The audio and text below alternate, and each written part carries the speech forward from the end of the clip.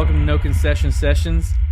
This is one of the unique opportunities that we have to talk to somebody that's not a rock and roll star, at least not in the way that we perceive them on a regular basis. But if you're into cowboys and you're really into history, this here is your Huckleberry. Introducing Mr. John, the legend. Tell me about how we came to get here today.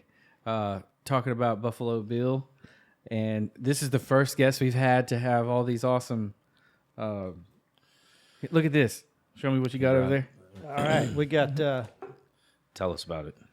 We got headlines from newspapers. This is from Stanton newspaper way back over 100 years ago.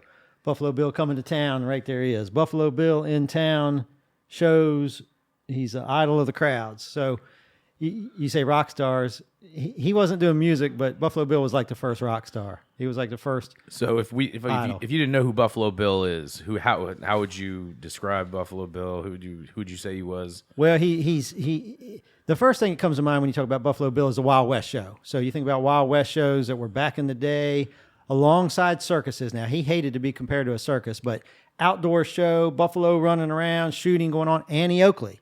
So if the ladies are tuning in, they want to hear about Annie Oakley. But Buffalo Bill was a scout out on the frontier. He fought the Indians, but he was friends with lots of Indians, and he cooked up this idea of the Wild West show in 1883. He did it for about 30-some years and was world famous. So he was an entertainer. He was an entertainer, yeah. Yeah, he born in Iowa, grew up in Kansas part of the while, part of his youth. He rode for the Pony Express, Nice. which only existed for about a year and a half. But he scouted for the Army, and he cut his teeth out there on the frontier American West. He could shoot, he could hunt, he could ride, he could rope a little bit. He wasn't afraid of much, honestly. But then he got talked into being on stage. He was scared to death to go on stage. He would have rather fought a whole band of Indians than gone on stage, but he did. And so he did stage plays for 10 years. And at first, they apparently were awful. Yeah. But there was shooting going on, and there was fun, and there was ruckus, and so people took to it. After about 10 years of that, he cooked up the idea of the Wild West show, which was just colossally successful. Right. I didn't realize he was an entertainer. In my head, I'm thinking, this cowboy legend out on the frontier. Right. He killed buffalo, right? Did he do that for real? Yeah, he did. That's how he got his name. He the Kansas Pacific Railroad that went out across the West, you got the Union Pacific, Kansas Pacific. They hired him to shoot buffalo to feed all the people laying track. They needed tons of food. This army of guys out there laying track. So he killed, I forget how many buffalo in one summer. It was 4,000 or something like that. Jesus. And now the downside, of course, is we as a population hunted the buffalo nearly to extinction. He realized it, thankfully, and then started advocating to save them. And he at one time had the fourth largest buffalo herd in the world as they tried to rebuild these things, which has been successful. Yeah, for sure. Yeah. I like eating ground buffalo every once in a while. Bison, absolutely. Absolutely. So yeah. Buffalo, but that is how he got his name, yes. Yeah. So he's sort of like Brock Lesnar. Started off Brock started off in the UFC and then went to the WWE. Became an entertainer. Yeah, then became an entertainer, and then now he has a ranch with a lot of cattle on it, and I think that he probably is. Looking at the size of that guy, he's probably killed and eaten a lot of those. There you go. I met you over here at Ellie's, man, and that's what I was thinking. I was like, oh, dude, this would be a good fit because a lot of this outlaw country roots music. Absolutely. That people dress like, period time and sure. And so on, and it's really thanks to Yellowstone's success. Absolutely. Probably sustainability and conservation efforts. People, cowboys are cool, man. Cowboys and Indians are cool from the jump. Well, you just hit on something there. So I'm glad you said that because you said cowboys are cool. Was not always the case. If you said the word cowboy, if I called you a cowboy prior to the 1880s, I was calling you a scoundrel, a ruffian, a loser. But you can credit Buffalo Bill for reinventing the cowboy and making him an idol, making him a star. Now today you think cowboy, oh yeah, cowboy's cool, right? We got a football team called the Cowboys, yeah, and so forth and so on. But that wasn't the case till Buffalo Bill did that. He took a guy named Buck Taylor, who was a real cowboy, made him a star, and made him, now the cowboy's like an icon. Everybody wants to be around him. Yeah. It's like the term dude. What was dude before? Same Dude thing? was like meant you were like kind of like dude. Yeah. Yeah. They were like, it used to be a derogatory term like that they would use, like dude, the term dude ranch. Yeah. That used to be like that's where the rich guys went just to hang out and wear the clothes and act like they were cowboys, but they were actually dudes. He's spot on. He's Really? exactly Oh, right. he Yeah. Chris knows random shit. Oh man. yeah, well, he's spot on because it was typically Easterners. Yeah. And they're going out to Wyoming, Montana, whatever. You're right, and they're dudes. They're not. It was a little tongue in cheek or whatever. It was. It was like that movie from the City 90s. Slickers. Yes, I love that Yeah, movie. yeah, It there was you go. funny as shit. So that's cool. We got a book here. On the back of it, I got a nice Bristol Herald Courier quote talking about the essential attraction will be Buffalo Bill and the story of the Western life. And then Mr. John Flood's names on here. This book is coming out soon. Buffalo Bill in the Limelight. Yes, I mean we're talking. It could be days. We're just waiting for our printer to get done printing and binding and everything else. And I hope to have those things in our hands a week or two from now. Certainly in August, and we're going to be doing book signings everywhere. But that is that stems from my discovery that Buffalo Bill Cody came here to little old Winchester. All right. And I found, when I was researching something, I got off on a rabbit trail, and I found this piece of information that said, did Buffalo Bill visit your town? And I immediately went and looked for Winchester, Virginia, knowing it wouldn't be there.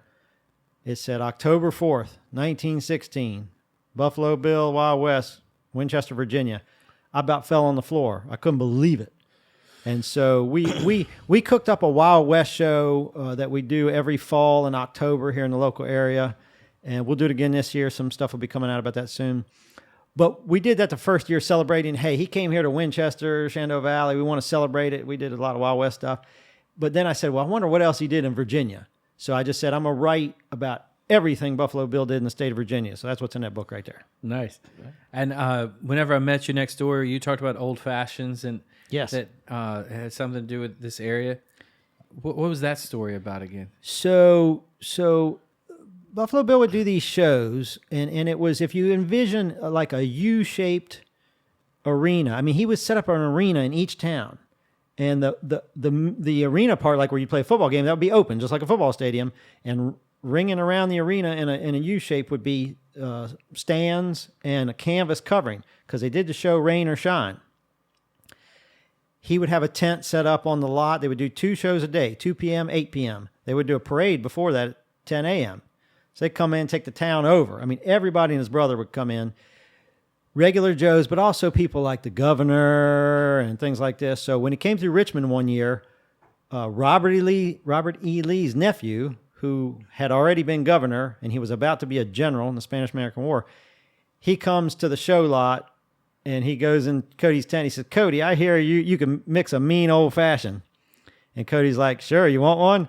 And they went off to the rail car where he kept all his whiskey and everything, fixed him an old-fashioned. So, yeah, he was noted for mixing an old-fashioned. That's cool. We want to have a perfect one downstairs here soon. There you go. Yeah, I mean they make a pretty mean one over at Ellie's. You know, Sean's made one. He made one for Jake's dad last week. The smoked one? Yeah, the smoked one. Oh, the smoked ones. Yeah. You were having one of those, I think, when I met you. Yeah. And I've had one of yours. Stella's, right? Yep, I've had one of yours. Yes, it was good. Would you drink Stella's or no? Am I wrong? I know I had an old-fashioned here okay. when we met. Try to remember what people drink. Yeah. I'm working. What's he got? Let me memorize it. Make sure this dude's good. Right. Whenever you do your show, do you participate? Like, are you a cowboy dude? So when we do I just did the cowboy dude. Yeah. When we do our Wild West shows, I typically don't participate. Now we have my good buddy who's the mayor of Middletown, Charles Harbaugh IV. He's one of our bad guys. And he wrote the foreword in this book, right? He wrote the foreword in the book. That's cool. exactly right. And he's been a big supporter of my effort on this book. The first Wild West event that we did, when I discovered that Buffalo Bill had come here, we wanted to do some shootouts. So we brought a guy out from Texas who does these every weekend. And we had him play Buffalo Bill. He looked close enough. He had a beard and stuff. We kind of made him look like Buffalo Bill. Buffalo Bill wasn't really a lawman, but for purposes of the skit, we kind of made him a lawman. Right. And then Charles and his buddy were the bad guys. So we had Buffalo Bill shoot him down on the hour every hour, you know. And so we have shootouts. We have a guy that brings stagecoaches. You know, you just because people know I do this stuff, I'm always getting told, "Hey, you need to talk to so and so and so and so." Yeah. So I find this guy who owns 3 stagecoaches. I mean, and each of them's got to be worth $100,000. I mean, it's crazy. It's Right. just so it's his toys. He brings them out. We haven't run the stagecoaches yet, but we let the kids clamber up on them and get on them. He's got a coach gun up there they can hold. We brought a mechanical bull in one year. We had a blacksmith in. We had people do period clothing, all kinds of stuff, whatever we can cook up. But I'm usually kind of helping run things, so I'm not necessarily. Yeah. You don't get to enjoy yourself as much. Yeah, I'm not doing the shootouts and stuff. That's cool. So what got you into studying all this stuff? What got me into it is I do a lot of family history work, and that started with me researching my own family history. My great-great-grandfather came in from Ireland, and after the Civil War, 1866, immediately got sent out west to fight the Indians. He fought Crazy Horse twice. I got him around Buffalo Bill once. I might have just found the second time. He was in an encampment in Montana with Buffalo Bill, and I got him with Calamity Jane. So when I discovered that stuff, I was just smitten with, all things Wild West. Right. Just a history buff since you were a youth? I wouldn't say since I was probably my interest was there, Right. And then in adult age I started working on stuff like this, and today I do family history work for a lot of other people, and you find out cool stories there too. But if it hits the West, I'm gonna like it. Right.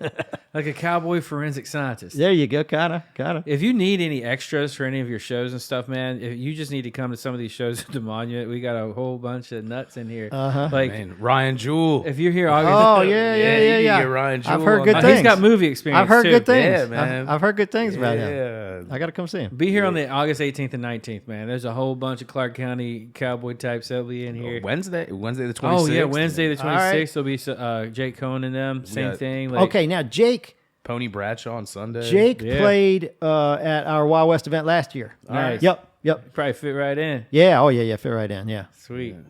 Yeah. Any extras you need, man? You get a whole cast of characters. Well, out of this place. hang on to that thought. We'll kind of tease your audience a little bit. I'm working on maybe an addition to the Wild West event where we might need some people acting a bit, let's just say. That'd be cool. Yeah.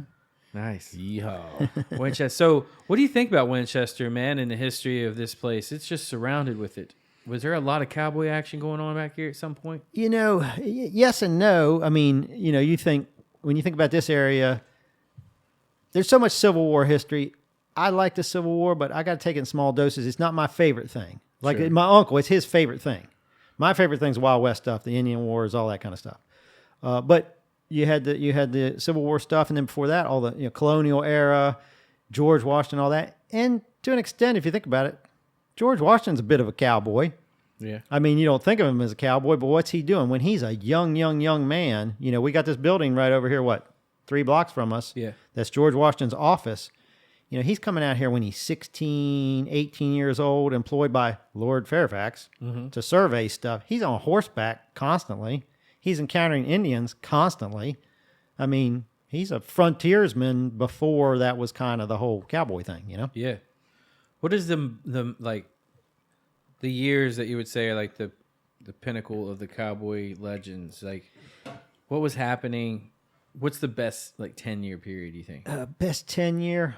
I'll do it a little bit Or broader. maybe 20, 30. I'll do a I little don't broader know. for a minute. I mean, really, the cowboy, the Wild West, the frontier era is immediately at the close of the Civil War, 1866, if you want to talk about the real crux of it. Yeah. 1866 to, some people would say 1890, which was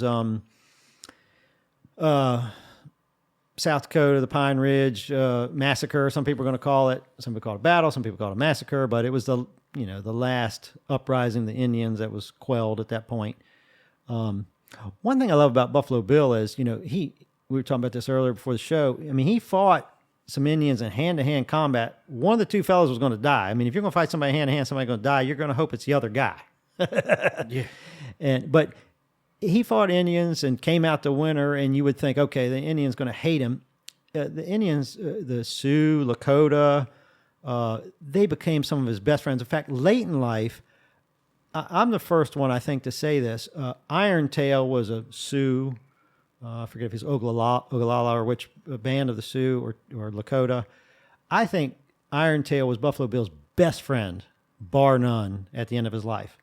He would take Iron Tail out to Cody, Wyoming. They would hunt and all this sort of thing. And I think Iron Tail was really like his good buddy. Yeah. So it's good to see that all kind of came around from the Indian fighting days to the now we're getting along days, later on. Yeah, absolutely. What was he? What was his heritage? Do you think? Was he? How did he get to be a massive dude that could take on Indians, man? Yeah, his dad. Okay, we talked Civil War. We mentioned Civil War. Sure. You had Bleeding Kansas. If you want to Google Bleeding Kansas, you'll find out. Back then we're admitting one state that's a slave state and one state that's a free state, slave state, free state, all that, and then that all precipitated the Civil War. Missouri, Kansas, lots of fighting going on.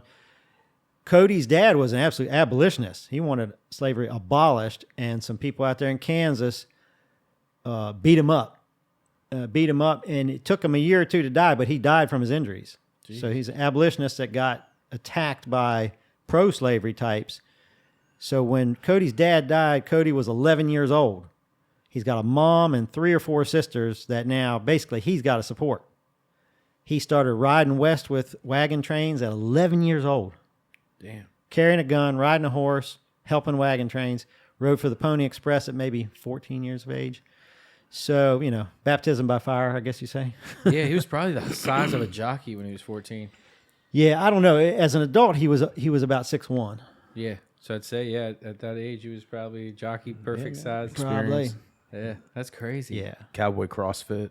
Yeah, essentially.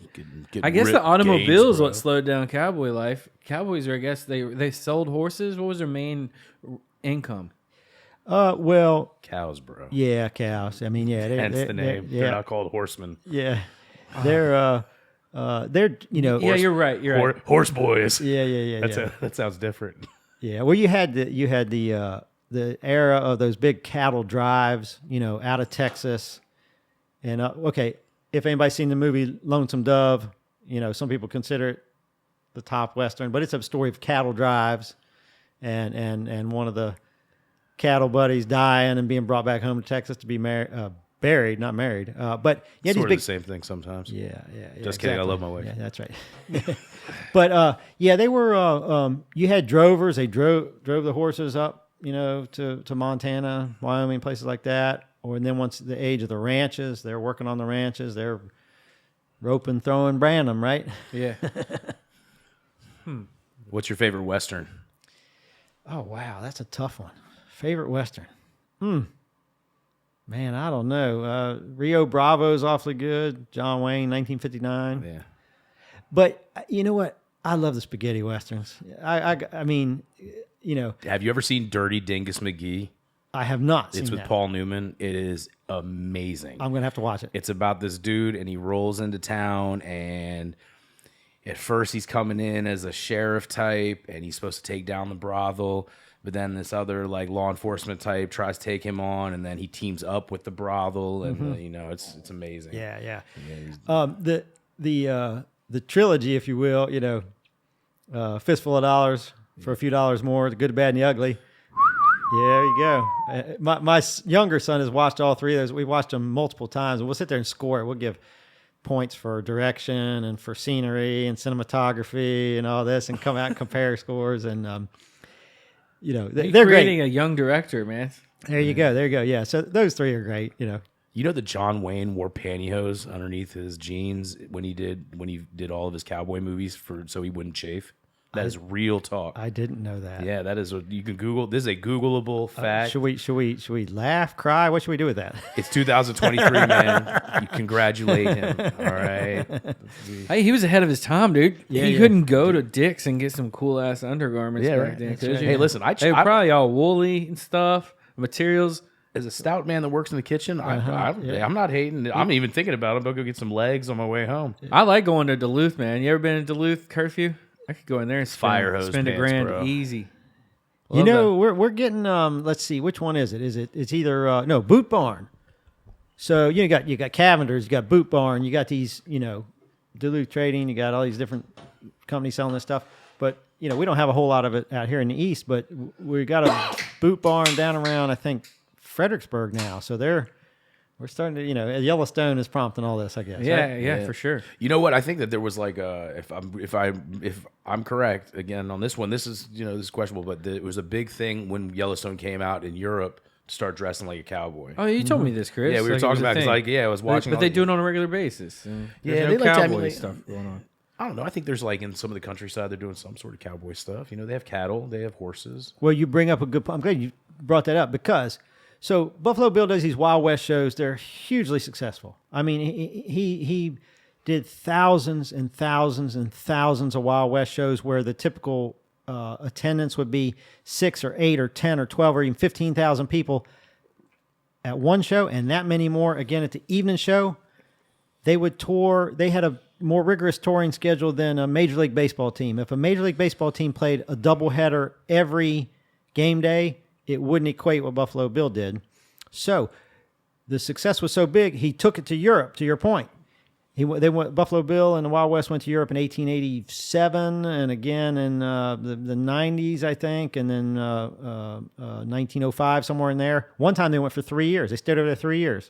Buffalo Bill is a rock star for sure. Yeah, So, that was his thing. so when you talk about Europeans, Yeah. they love it. Did he ever get to Asia? Do you know? No. Oh, The man. furthest he got was he got to some towns that are in present-day Ukraine. Okay. Now, that was just a few times. All right. But a lot of France, a lot of Germany, a lot of England, a lot of Spain, Italy. They wanted to perform in the Coliseum. Buffalo Bill had a dream of doing his Wild West show in the Coliseum.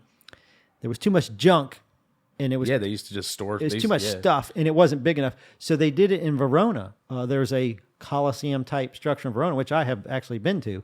They did the Wild West show there. You ever been to the Dixie Stampede in Pigeon Forge? You know what? I think I went to the same thing or very similar thing in Myrtle Beach. I have not been to what you're talking about in Pigeon Forge. Yeah, old Dolly got a place there where they do this. It's like a show, It's kind of like half rodeo, half drama. It's medieval times-ish. Yep. Universal Studios, man, that's the best. That's the best part. Or now, not so much now they have Super Mario World, but they have Wild a cowboy West, show down Yeah, there? the Wild West show. They do all that stuff. Haven't got to go to Disney World Man, yet. do you like the science fiction as well, or Yeah, I'll take some science fiction, sure. have you ever seen The Mandalorian? Oh, I It's the don't think I have. It's a story. It's a Star Wars story, and it's about a whole lot of stuff. But they do it in spaghetti western style. Oh, yeah, and okay. it's fantastic. Okay. It's really cool. Highly recommend it. The Adventure of Buckaroo Banzai in the Eighth Dimension. That was another good like sci-fi kind of western thing. Peter Weller, Christopher Lloyd, Right, Jeff right. Goldblum. Yeah. I could nerd you out all day. But Oh, yeah. I think if you go back to some of your old Star Trek episodes, I think they end up in the Wild West a couple times. I mean, Back to the Future 3, they went to the Wild West. I mean, there was the movie The Wild Wild West featuring Will Smith during the millennium. Will Smith's a bully, bro. Will Smith is the man, all right? He's done a lot for a lot of people. Hey, is this what this guy looked like for real? So, yeah, that is what he looked like. I mean, that's William F. Cody, Buffalo Bill Cody, and that scene right there, that's a poster saying it's the positively last appearance of Buffalo Bill. This is about 11. Within 2 years of that, they started doing a farewell tour. 2 years of doing farewell gigs. He wanted to go to every town he had ever appeared in, which was hundreds and hundreds and hundreds. So he's about mid-60s at that point. Man, that must have been like tour management for that. Would have been no cell phones, no tablets, no nothing. Man, this guy's just Yeah, think about it. I like you thinking about the music business. That's great, Chris. I've influenced you. That's great. You're sitting here thinking about, man, the logistic nightmare of moving the Buffalo Bill show around the country. well, he makes another good point. So when they went to Europe, when they went to Germany on one particular European tour, the Germans were watching everything, making notes, doing all this, and we're talking about German military people. They didn't care about the show. They were looking exactly that, logistics. How did this guy pull this off? They would have toward the height of his days, it would take 700 or 800 people to run the show. 500 horses. I just read the stats on like they needed 180 dozen eggs per day, 35 pounds of coffee, Yeah, wow. 900 pounds of meat to feed the crew. And you had, so the logistics were something else. Germans leading up to World War One were paying close attention, and they feel like they employed some of the logistical insights, we might say. Yeah, I'd say, dude. Who taught people how to ride horses in the West? Was it the Indians that had the horses first? Well, the Over here in North America. yeah, I mean, as soon as Europeans started coming over, I know that horses came, in the early days. I know, Central America, Mexico, and some of them got left behind. They just populated. I don't think they were here prior to that, but yeah. So. Well, who was better at it first, Native Americans or the white man? I mean,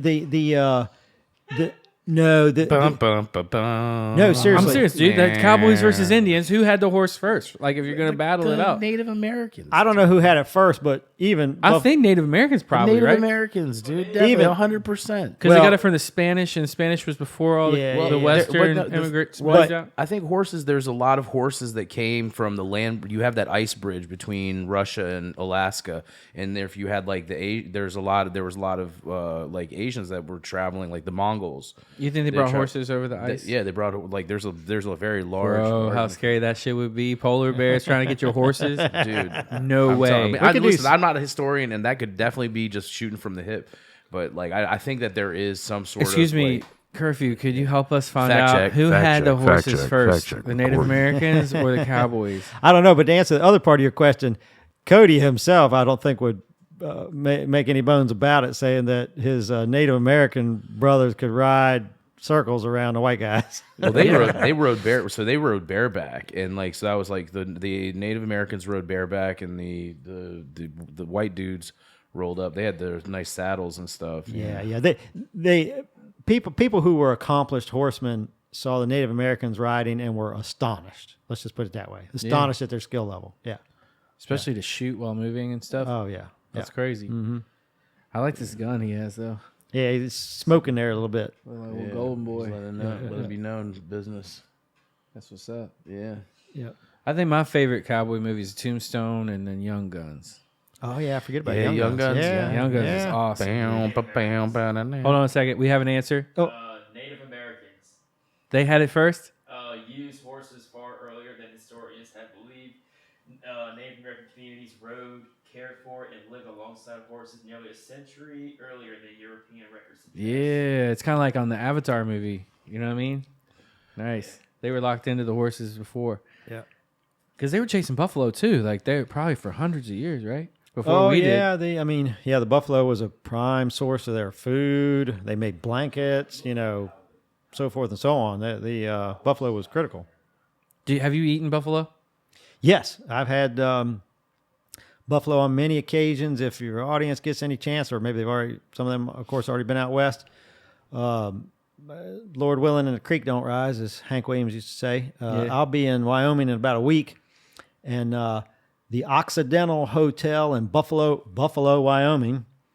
Its restaurant's called the Virginian. The Virginian was the first book written, the first Western. Many people consider it the first Western. The guy who wrote it wrote parts of it or set parts of it at the Occidental Hotel in Buffalo, Wyoming. Long story short, the Virginian, you can get yourself a great bison steak in the Virginian there. But, I mean, Cody, Wyoming, Sheridan, Wyoming, all over the West. Yeah, so. Have you ever looked at a ribeye from a bison and an elk and a cow and like turned it over? It's like the same amount of. That's what I do every weight. Wednesday night, man. You see the Wild Card Wednesday? One of them is just Pull out some different steaks. packed with all kinds of nutrients, but it's the same amount of fat and stuff like that. But the bison meat has and the elk especially has got so much stuff in it. Yeah. I feel like another good. When I would eat that ground stuff for breakfast, it would always make me feel more energetic throughout the day. Hey, get on that. Let's do that, man. We should put that on a menu so we could eat that more often. That's right. Yeah. Yes. I'm not against it. Cool, man. I want to have a cowboy. Like Ron's always, the owner of the monument and everything, is always talking about, themed events. Yes. We want to do a 1920s themed event pretty that'd be cool. soon Sure. for the new concept. But based on the success we've had with our music, and I think the audience would enjoy. I thought that they would enjoy listening to you talk about these, because a lot of the musicians that we interact with and people all about history, Yeah. and culturally they maybe connect to those moments and kind of make you feel nostalgic through the music. Sure, absolutely. And so this kind of goes hand in hand. I thought they'd be interested in listening to what you have to say. Are you planning on doing an audiobook? Don't currently have plans for that, but my arm could be twisted. I just gotta Let me give it a try. find somebody to do that. There you go. Yeah, you can be you can be our narrator, right? Yeah. This is the first. Hey, hold up! Before you do that, get him the hat. Well, No, that hat's not gonna fit my big dome, dude. Come on, maybe like a country yarmulke. Hold on. I'm not gonna read the forward. Okay.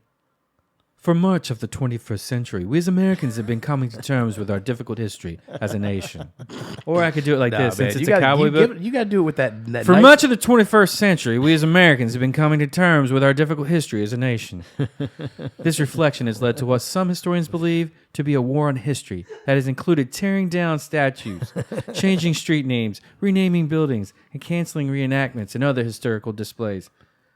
Man, what a way to get it started. You mentioned outlaw country earlier. You might want Yeah. to go with that kind of twang, Yeah, Let's right on. Just pretend like you see somebody with suspenders and or a cowboy hat while approaching you in the parking lot, and you're like, "Hey, man, come on down yonder." Yeah, I know, right? What do you call it? You have that nice Tennessee drawl, man. You got the. He's like smooth as Tennessee. You know what's whiskey funny or though? something. You know what's funny is you got in the West. I mean, we talked about immigration stuff earlier. I mean, there were Scottish dudes out there, Swedish, Norwegian. I don't know if you watched Hell on Wheels. You had the guy who was a Swede. He was the bad guy, real bad dude. He was really from Norway. But there was all kinds of culture out there on the frontier. Something that a lot of people don't know. Didn't obviously- the Asians build the railroad? Well, Union Pacific coming from the west, yeah, it was Chinese folks, Asian folks building from the west, from west to east. Now going the other way, it was Irish, right? you had it's post Civil War, so you had some black fellas out there, you had some unemployed Southern white fellas out there, you had everything out there. You had your Irish, German immigrants, everything. I read a story somewhere that the Irishmen were known for taking higher risk, and they would run in with the dynamite and place it, and because it was dangerous what they were doing. They were lighting fuses maybe before they had the, what is that called? That sets the The detonator. detonator, yeah, whatever. So they would take risk like that to go in there, and a lot of them blew their arms and shit off. It was like it was like, make the Irishman do it. He's the only one that's stupid enough to do it. Yeah, and well, you know what? My ancestor came over after Wild West. He was an Irishman, and I tell people, I said he was a drinking Irishman, like there's any other kind, of course, right? Yeah, I know. Yeah. So this book's coming out. You're going to send me an opportunity to audition for the audio book. There you go. And Absolutely. what else you got going on? When is it the Wild West show in the fall? Yeah, so our Wild West event, we haven't released this year's sort of deal to the world, but it's going to be the weekend of October 14th. I'm not looking at a calendar right now. I believe October 14th is a Saturday. We typically do kind of that second weekend in October. We had the event in Middletown, Virginia last year. We have had it in Winchester, outside of Winchester before. I would say, well, that'd be part of the reveal, where it's going to be, what it's going to be. We have a Facebook page, Winchester Frontier Days, which is what we used to call it. You can get there. Also for the book, you can get information. Buffalo Bill Cody in Virginia. You can pull that up on Facebook, and you can get a lot of info on the book. So yes. He's got a very Kenny Powers thing going. Yeah, there's a Kenny Powers guy. Who is that? Is that Buffalo Bill? I believe so. See, turn around. Oh, Yeah, man. No, that guy right there, man. that is Major John Burke, who was basically his publicist. Buffalo Bill Cody's publicist for his entire show career. If you ever do a movie, dude, and Yeah. you want to make it a comedy, you give it Danny McBride to play that guy. Yeah. That guy, I think that guy wanted to be Buffalo Bill, but he did the next best thing, which was be one of Buffalo Bill's managers, basically. Yeah, man. You know, would you read me? I'd read. I'd me. listen to you. I mean, I might read you a little bit if I was at the beach. Mike, that was a great Silence of the Lambs joke right there. And I There you think, go. do you know what I'm talking Yeah, about? yeah. Would you read me? There you go. I'd read me. I had to do it, man. I've been sitting okay. here looking at It's it. Pull that the in. entire Pull that time. in. Yeah. It went shoo over my head, bro. Is there a relation you know that- between like the Buffalo Buffalo Bills. I You don't know what? I believe there is. I've meant to investigate that, but I almost think it has to be because obviously the Buffalo Bills. And he made, even though he lived in Nebraska a chunk of his life and then out in Wyoming. Wasn't he Canadian too? He had, I think he had some Canadian relatives. Oh, okay. But he had a home in Rochester, New York, not terribly far from Buffalo. So my guess is yes. Nice. Ooh, Buffalo Bill. Buffalo Bills are a pretty good football team, bro. And Buffalo Bill, the connection. But think about that. Pop culture, okay? Well, pop culture, sports culture. We got the Dallas Cowboys, obviously. We have the Buffalo Bills, the Denver Broncos. You know, us Americans like this Cowboys Ford stuff. Bronco. Ford Ford Bronco Mustang. coming back. Yeah. Ford Fiesta. Yeah, get rid of those Wait, Redskins, no. know what I'm saying?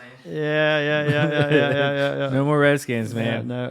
We got the The Chiefs. Commanders. Yeah. There's actually way more cowboy-related names than like Chiefs. Rangers. Was it not? No, it's No, not. the Rangers, I believe. Is Texas like Rangers are the what you would think are Rangers. That comes from a guy named Tex Rickard. Tex Rickard was the founder of the well, no, you said Texas Rangers. Yeah. New York Rangers was founded by Tex Rickard, and they would joke and they say Texas Rangers. Right. I didn't know that. That's wild, man. San Antonio Spurs. Yeah, Spurs, there you go. Yeah. Perfect. San Antonio Spurs. Yeah. Oklahoma State's Cowboys also. Yeah. Wyoming is also the I've been to Cowboys. Oklahoma State college. Like Vikings and Buccaneers, that's still like outlaws in a sense. Right? Yeah. The reason I thought Cowboys sold horses, I understand that they were herding cow, dude. I'm sure But they were it- like they were side hustling. probably the experts on horses. They You know were, what I'm they were saying? definitely selling horses as well, but I think the feel cows like were their Who else would be They- doing that they- shit? was back the then? meat and potatoes. Sometimes if you sometimes will. they were stealing horses. Yeah, stealing them, selling them. Where would you go to get a horse back in the day? Who would you go see? the horse dealer, bro. Yeah, horse dealers. Yeah. What's Just a horse dealer? Was a horse dealer not a cowboy also? I don't know, who knows? Maybe maybe all horse dealers are cowboys, but not all cowboys are horse dealers. Oh my God, Curfew! Venn Can you find diagram. out who was the best person to buy a horse from in the 1800s? Now I'll tell you something else cool because we've spent almost all our time has been on the cowboy here, but I want to bring back in.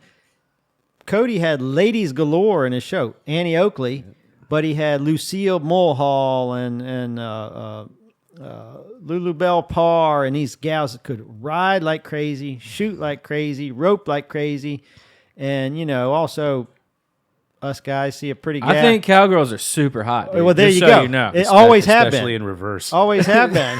Always have been. Yeah, any direction for that matter. But the cowgirl was prominent in these things. yeah, I bet so. Who's the most famous cowgirl actress? I guess it had to be the Yellowstone girls right now, right? And yeah, probably what's her name? The what's her name? Jessica. I don't know the one. I don't know. She was on American Idol or something. Wait. Jessica Simpson. She wasn't a cowgirl, bro. She looks like a cowgirl. She was from Texas, but I don't think she was a cowgirl. Reba McEntire. She had a show called Reba. Go to the world music. Reba was cool. She was a cool country music singer, but I'm trying to think about the hottest cowgirl actress. I mean, that's subjective. Number one, but I would say, did you ever see the show Hey Dude? There was also That was a pretty decent. I think the brunette. Yeah, was that on Nickelodeon? Yeah, man? yeah. That was Yeah. her and Melissa Joan Hart used to. They ushered me into adolescence. I guess it's gonna be this girl, Kelly Riley. Is that her name? The hot redhead, the daughter on Yellowstone. Oh, okay. right. What She's probably the about most popular. Dolly cowgirl. Parton? Dolly Parton. Dolly's a mountain girl. She was the most famous hillbilly woman of all Yeah, time. have you ever seen a little the best little whorehouse in Texas? That was a I think I haven't seen that personally. great movie, man. Great movie. Lainey Wilson, I think, is the country star from that. She plays a cowgirl on that show. She's a singer too. Right. I think that's her name. Miley Cyrus. I mean, Oh no. hey man, listen. What are you talking The about? From Olsen twins, I believe, had a Western movie as well.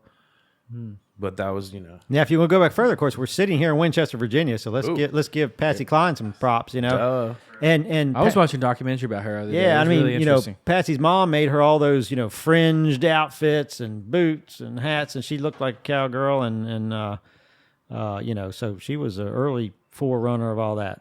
Right. My grandfather dated Patsy Cline. Oh yeah. Oh wow. That's subject for. Wait a minute. What just happened? That's ooh, A reveal. Curfew's grandfather dated Patsy Cline. got When he was this. in Korean War, she wrote love letters to him. And Did he keep her? Keep him? Nah, she wasn't famous yet. all right. Oh my goodness. He was like, I know. Okay. Next week's episode Yeah. Yeah. We're gonna get to the bottom of this guy. He passed away, but Yeah. Now I can tell you a funny one. Can I tell you a funny one on Sure, Patsy Cline? absolutely, yeah. Okay. And okay, so and a little bit of language isn't going to hurt on this podcast. I don't think so. Okay, so an older gentleman who lives here locally, he's 96, somewhere in there, used to own the Triangle Diner once upon a time, which is still sitting here empty for all these years. He told me personally, he said when he owned the diner, Patsy used to come in, she'd order fried chicken, sometimes she'd call ahead, say, make me some fried chicken, sit over in the corner of the diner. Her songs are already on the jukebox. People come in playing Patsy Cline, Crazy, or I Fall to Pieces, or Walking After Midnight on the jukebox, the little tabletop jukeboxes. But they don't realize this is Patsy Cline sitting over here in the corner, because she's not like world famous yet, even though her songs are on the radio. They play her song on the jukebox, and she sit back there and say, man, that bitch sure can sing, can't she? That's awesome. That'd be fun to do. Yeah. We had a situation like that. It was like when we had Brian Martin here. He came in, went and sang, it was cool. Karaoke. Yeah, whenever they're saying his songs in karaoke with, some of our people. Yeah. That was really cool. Very cool. And then just meet an author that's an expert at Buffalo Bill hanging out in Winchester. Having fun, yeah. John, thanks for coming out here because, we don't really know what we're doing. So thanks a lot. No, it's all good. We just kind of deep dive into journalism on a random Thursday, and then it became a habit. That's right. How many have we done now, Curfew? This is like 30, this maybe? is 29. 29, we're almost at 30. Ooh, Sweet. What are we going to do for the Dirty 30? Maybe we got to make it a special one. I don't know. We'll have to wait and see.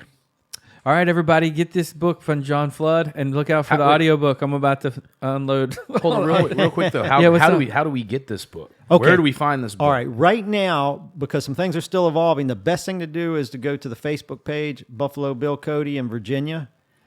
We'll have some new news up there, Buffalo Bill Cody in Virginia on Facebook. I've got a phone number there. I've got an email address there, and we'll start putting out other ways you can obtain it. I'm going to be doing live gigs all over the place. Some local businesses are going to be carrying the book. Amazon will be in play. So we'll have it available any way people want to get it. But right now they should go there and then they can get the info. Cool. I think it's a pretty good read, too. Like if you're ADD or whatever, it's lots of pictures. Yeah, lots of different big print. I'm and glad stuff. you said that because listeners are not going to be able to see everything. But it's 270 pages of material. But this is not like some college thing you got to read. There are hundreds and hundreds and hundreds of images in there. It's not light on narrative, but it's a lot of narrative there. I think that even if you don't care anything about the Wild West or you don't even know who Buffalo Bill Cody is, I think if you stuck this book in your hands, you're going to enjoy reading it. I think it's going to be fun.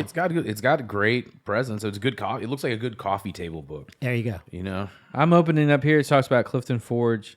My sister runs a business in Clifton Forge. Get out of town. Yeah. That's Clifton cool. Forge and Covering the Western Mountains of Virginia are not exactly metropolitan. Yeah, no doubt. Clifton Forge. So the drugstore where you could buy tickets for the show. A lot of times they would use a drugstore. You go down and get your tickets there if you don't buy them on the showgrounds. The drugstore where you bought tickets for the Clifton Forge show still exists. It's a restaurant. It's a little restaurant right on the corner there. I mean, your sister probably knows. What's it called? I'm not remembering the name of it. Okay. Forgive me, but it's right there. I mean, That's right there. crazy. I had a sandwich there when I went down and did research. Was it good? Oh, yeah, it was good. It was fun. They turned me on. They said, Buffalo Bill, they said, go up the street. They said, our little theater, not little, it's kind of a cool theater. Masonic Theater? Yeah, they said, go down there. They said, they thought it was a Buffalo Bill connection. They said, go in there, there's a poster or whatever. And it turned out to be like Tom Mix or one of the early cowboy stars. But still, it was cool to go down there and see the display that was in there. Yeah. It didn't turn out to be Buffalo Bill, but it was like an early cowboy star. That's pretty awesome, man. Yep. Good one for Virginia history. Anything else you want to add or anything? I think I'm good. All right, man. Thanks for spending time with us. Yep. Appreciate Thanks for having me. I appreciate it. All right, bro. Yeehaw! It's not just the new venue in town. It's a monument to live entertainment. Ladies and gentlemen, please welcome The Monument, the new premier concert and event venue in Winchester. 2 stories, state-of-the-art sound, delicious food and drink, and the best in live events. The Monument, on the corner of Loudon and Piccadilly in Winchester, and right at the cutting edge of live entertainment. Go to themonumentva.com. That's themonumentva.com for events, tickets, special offers, and more. The Monument. We'll see you at the next show.